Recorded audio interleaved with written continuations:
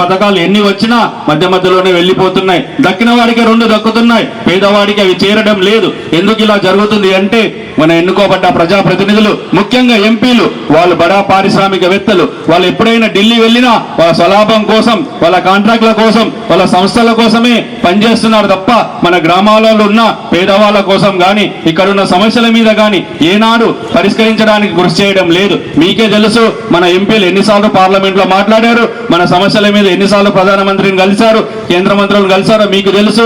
ఏమైనా కొత్త పరిశ్రమలు తెచ్చారా, రైల్వే లైన్ తెచ్చారా, మీరే గమనించండి. ఇక్కడ మీరు నాకు మద్దతు ఇస్తే ఒక స్వతంత్ర అభ్యర్థిగా నిరుపేదలకు సేవ చేయాలన్న, నిస్వార్థంగా సేవ చేయాలన్న లక్ష్యంతో, స్వచ్ఛందంగా సేవ చేయాలన్న లక్ష్యంతో నేను ఈ రాజకీయంలోకి వచ్చాను. దీనిలో ఎలాంటి స్వార్థం లేదు. మన దేశంలో ఉన్న పేదరికం పోవాలన్నా, గవర్నమెంట్ పథకాలు న్యాయంగా అందరికీ దక్కాలన్న ఉద్దేశంతోనే నేను ఒక స్వతంత్ర అభ్యర్థిగా పోటీ చేస్తున్నాను. స్వతంత్ర అభ్యర్థిగా పోటీ చేయడం వలన కులాలకు అతీతంగా, మతాలకు అతీతంగా మనమందరం సమానమే, మనమందరం ఒకటే అనే నినాదంతో అందరికీ సేవ చేయాలి. ప్రభుత్వ పథకాలు